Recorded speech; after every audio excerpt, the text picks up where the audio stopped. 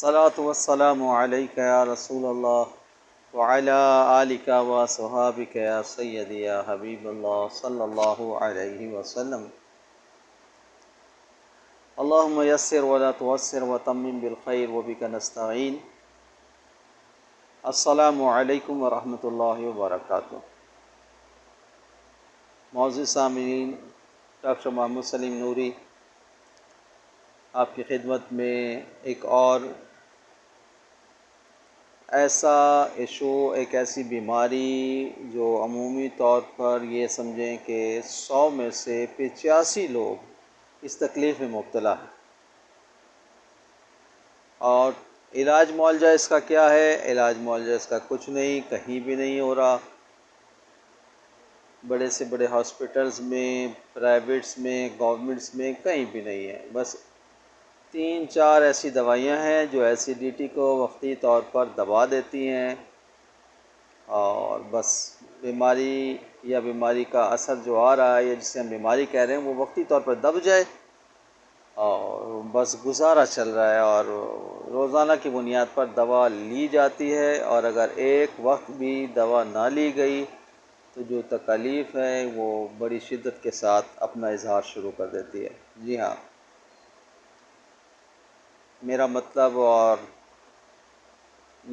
जिस तरफ मैं आपको बताना चाह रहा हूँ, बदहज़मी और तेज़ाबियत है। हमारे मुआशरे में ये तकलीफ़ इतनी आम है और इसके पेशेंट डॉक्टर हज़रात तो 15-20 रोज़ाना देखते ही होंगे, लेकिन मेडिकल स्टोर्स पर ये रोज़ाना जो है वो 100 के करीब पेशेंट ऐसे आते हैं जो बस उन्हें ये कहते हैं तेज़ाबियत की दवा दे दी जाए, साशे कोई दे दी जाए। और 2-3-4 दवाइयाँ ऐसी हैं जिनका उन्होंने नाम भी याद रखा हुआ है और बस वही ले जाते हैं, रिपीट होती रहती है। और एक तरह की दवाई आपको पता है कि अगर 2 महीने, 4 महीने, 6 महीने मुसलसल रिपीट होती रहे तो फिर उसके साइड इफ़ेक्ट्स आने शुरू हो जाते हैं।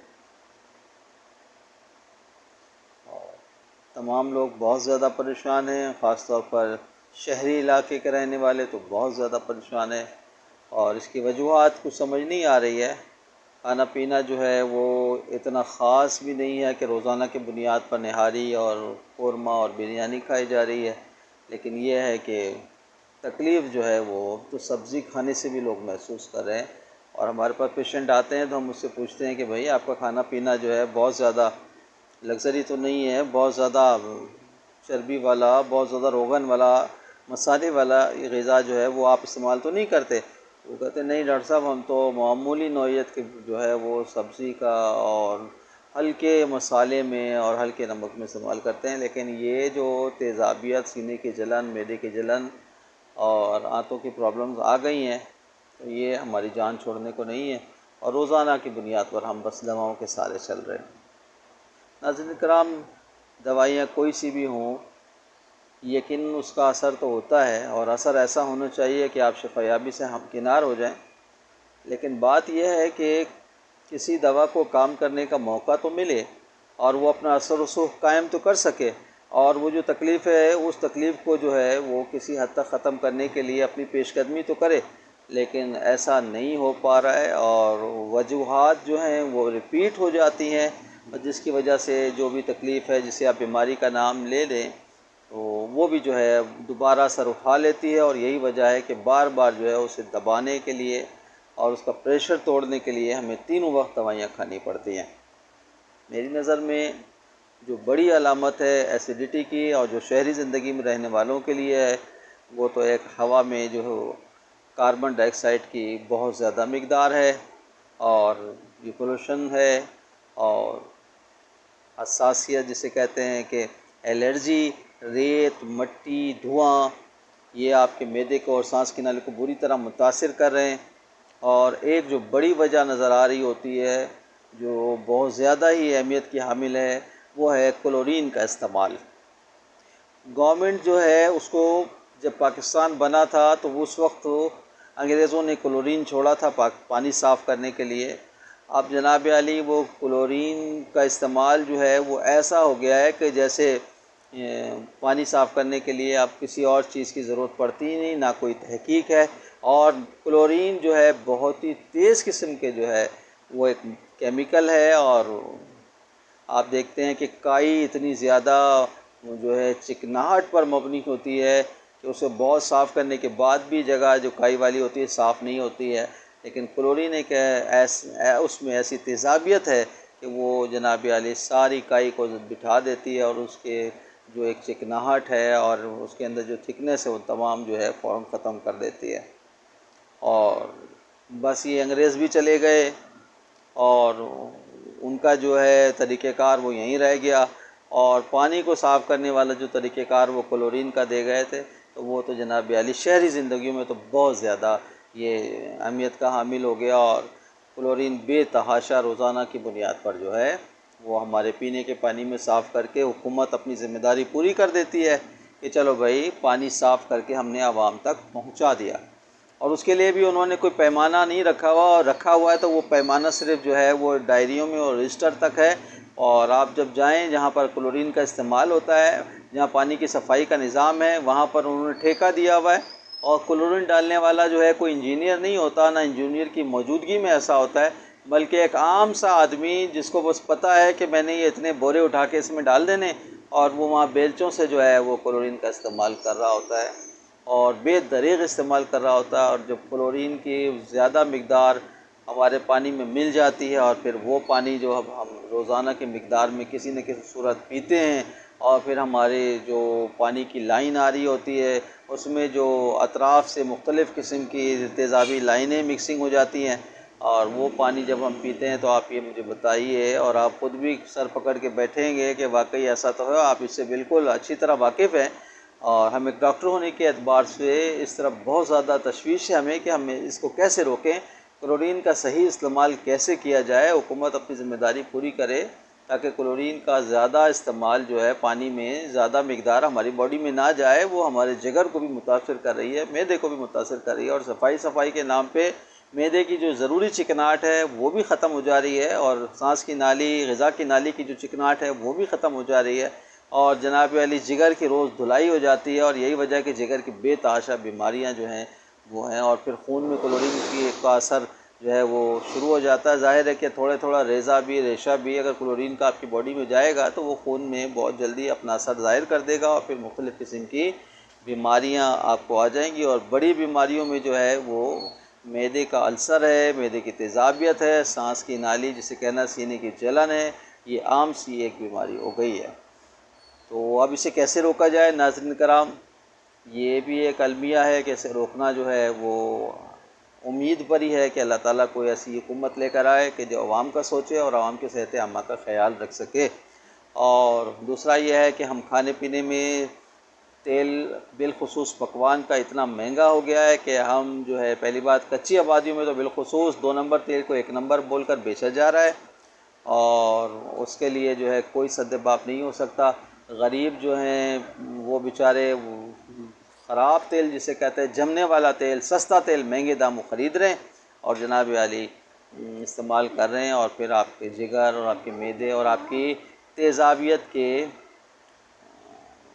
वजूहात कायम हो रहे हैं। उसे भी कैसे रोका जा सकता है, ये भी एक लम्हा फ़िक्रिया है। नाज़रीन इकराम, इंसानी जान बहुत ज़्यादा मुख्तलिफ़ किस्म के जो है वो बेज़ाब्तगी का शिकार है, और जो लोग उनकी सेहत आमा का ख्याल रखने के लिए ज़िम्मेदार हैं वही लोग लापरवाह हो गए। और जिन लोगों को सेहत आमा की 19-20 भी नहीं पता, एक और अलिफ बे भी नहीं पता, 19-20 तो बहुत दूर की बात है, वो लोग सेहत आमा के ज़िम्मेदार हुए हैं। सारा निज़ाम ठेके पर है। तो बताइए कि एक छोटी सी गोली हमारे जिस्म में कितनी देर तक अपना असर रख सकती है, और फिर वो गोली का अपना एक साइड इफ़ेक्ट शुरू हो जाता है, और यूँ इंसानी जान जो है वो बस इसी तरह जो है तज़ब्ज़ुब पे कि खाऊं या ना खाऊं, और खाऊं तो फिर हज़म ना हो, और हज़म ना हो तो फिर क्या होगा। एक खाना ही इंसान खाता है, और उस खाने की भी जो है ना वो समझे कि एक जो एक लज्जत थी और एक रग़बत थी, दोनों जो है ना वो बहुत दूर जा चुकी है, और ये परेशानियां बहुत अमूमी हो गई हैं। तो अब इसके लिए ज़ाहिर है कि लड़ा ही जा सकता है अपने तौर पर। तो हम होम्योपैथिक के प्लेटफॉर्म से आपके जो दीगर मुख्तलिफ़ किस्म की लापरवाहियाँ हो रही हैं उसके एसिडिटी और उसकी साइड इफ़ेक्ट से बचने के लिए, और आपके मैदे को किसी हद तक रिपेयरिंग के लिए, और सांस की नाली और ग़िज़ा की नाली की रिपेयरिंग के लिए, और एसिडिटीज़ को कम करने के लिए हमारे यहाँ जो तरकीबें हैं उसमें जो बड़ी दवाइयाँ हैं, और वो बड़ी दवाइयाँ जो हैं वो मुस्तकिल बुनियादों पर रिपेयरिंग मेडिसन है, आर्जी मेडिसन नहीं है, और एलोपैथी की तरह इसके साइड इफ़ेक्ट्स भी नहीं है। तो आप किसी अच्छे होम्योपैथिक डॉक्टर से रुजू करें कि वो आपको इस तकलीफ़ से किसी हद तक, अगर 80% नहीं तो 60% तक आपको रिकवरी दे सकता है, और आपकी इस बहुत ज़्यादा तकलीफ़ ज़िंदगी में सुकून ला सकता है, और ये बहुत ज़्यादा जलन को बहुत कम कर सकता है। और आप थोड़ा परहेज़ करें और कोशिश करें कि जहाँ तक हो सके पानी को फ़िल्टर करें, ताकि ये कि आपकी बॉडी में मुख्तलिफ़ किस्म की केमिकल्स और रास्ते में मिलने वाले जो मुज़िर सेहत अनासर हैं वो उससे आप बच सकें, और आप जरासीम से बच सकें। तो हर घर में फ़िल्टर का होना बहुत ज़रूरी है सेहत आम्मा के लिए।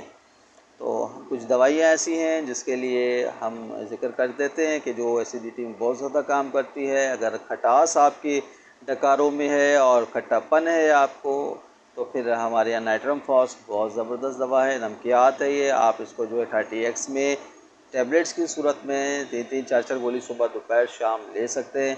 और आपका हाजमा अगर डिस्टर्ब है और कब्ज़ वाली पोजीशन भी हो रही है, तो फिर इसके लिए जो है जो मर्दों में जो है वो बिलखुसूस नक्स वोमी का है। रोज़ रात को 30 पोटेंसी में टैबलेट में है, तो टैबलेट में जितना वो आप पूछ लें कितनी टैबलेट्स हैं उसका, क्योंकि उसका एक नंबर होते हैं, उस एतबार से 1 लेना है 2 लेना है, आपको मेडिकल स्टोर वाला भी बता देगा।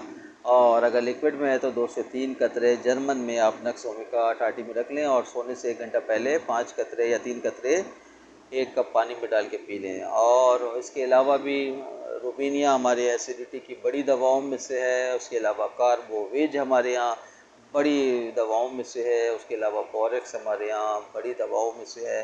तो नाज़रीन कराम को अच्छा होम्योपैथिक डॉक्टर जो है वो आपकी सेहत के लिए बहुत ज़रूरी है। कब तक केमिकल वाली दवाइयों से आप अपना वक्त पास करेंगे, लेकिन ये वक्त पास भी ज़्यादा देर नहीं होता, फिर वो दवाइयाँ भी काम नहीं करती, और फिर बहुत मुश्किल हो जाता है कि सुबह कैसे होती है और शाम तक कैसे बर्दाश्त करते हैं, और फिर शाम होने के बाद रात गुजारना कैसे मुश्किल हो जाती है। और फिर इसकी वजह से बहुत से अफेक्ट हो रहे हैं, और बिलखुसूस हाई ब्लड प्रेशर, और बिलखुसूस जो है वो हार्ट प्रॉब्लम्स हो रही हैं, और ये एसिडिटी ही की वजह से हैं।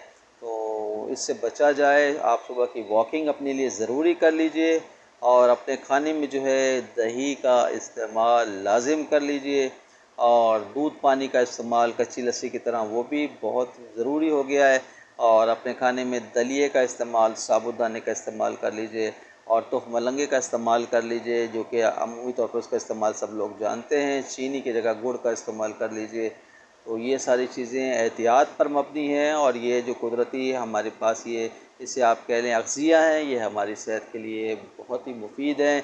और कोल्ड ड्रिंक से जहाँ तक हो सके आप बचिए, क्योंकि उसमें है चीनी, चीनी में है नाइट्रिक एसिड, और नाइट्रिक एसिड एसिडिटी पैदा करती है, और ये मिठास जो है चीनी की एसिडिटी पैदा करती है। चीनी जो है वो चाय में कम से कम इस्तेमाल करें, और एक बोतल में 12 चम्मच चीनी की मिकदार होती है, वो कन्वर्ट फिर एसिडिटी में होती है, फ़ैट में होती है, जिससे वज़न भी बढ़ता है आपका। और आप ये समझें कि फिर इंसान अपनी ज़िंदगी क्या जीता है, और ना तो उसको इबादत में मज़ा आता है, ना उसको स्पोर्ट्स खेल में मज़ा आता है। ज़िंदगी का कोई शोबा ऐसा नहीं है कि जो उसे सुकून देता है, और ज़िंदगी में एक ही चीज़ ऐसी संगत पड़ जाती है कि बस बेचैनी ही बेचैनी होती है। अल्लाह ताला हम सबको इस बेचैनी की वजूहात से भी निजात अता फ़रमाए। और जो ऐसे हुक्मरान हैं जो ख़ुद अपने इलाज मुआवजे के लिए अमेरिका जाते हैं, और पीने का पानी भी जो है वो जर्मन से लेकर आते हैं, और हमारे यहाँ जो है वो उन बेचारे बदुओं के हवाले कर दिया है। क्लोरीन का जो बड़ी बड़ी बोरियां हैं कि रोज़ डालो जी और बस जान छुड़ाओ जी। तो अल्लाह ताला ऐसे हुक्मरानों को भी हिदायत अता फ़रमाए, और अगर हिदायत इनके ज़िम्मे नहीं है तो इन्हें उठाकर फिर जहाँ चाहे रब की जहाँ से वापस ना आ सके वहाँ पहुँचाए, और अच्छे लोग जो आवाम की खिदमत करने वाले हों अल्लाह ताला उन्हें नाफ़िज़ फ़रमाए। आमीन या रब्बल आलमीन बिहुर्मति सय्यिदिल अंबिया वल मुरसलीन सल्लल्लाहु अलैहि वसल्लम। हमारे प्रोग्राम को लाइक करें, शेयर करें, बहुत ज़रूरी है। अपने दोस्त अहबाब में हमारे लेक्चर्स कोई बात ऐसी उन्हें समझ आ जाए, कोई एहतियात ऐसी हो जाए जिसकी वजह से उन्हें बहुत फ़ायदा होगा, ये भी एक सदका जारिया है। क्योंकि हम जो आपके साथ अपना इखलास पेश कर रहे हैं, ये भी एक सदका जारिया है कि जो हम आपके लिए पेश करते हैं। और बेल आइकॉन को भी दबाएं, और ये आपकी तरफ से हमारा फेवर होगा और हमारे साथ आप रहेंगे और इंशाल्लाह हम आपके साथ हैं। जहाँ हमारे मशवरे की ज़रूरत है 0315271995 पर आप हमसे रब्ता कर सकते हैं। हम आपके साथ हैं और हम आपके लिए हैं। अल्लाह ताला आपका और हमारा हामी नासिर हो। अस्सलामु अलैकुम व रहमतुल्लाहि व बरकातहू।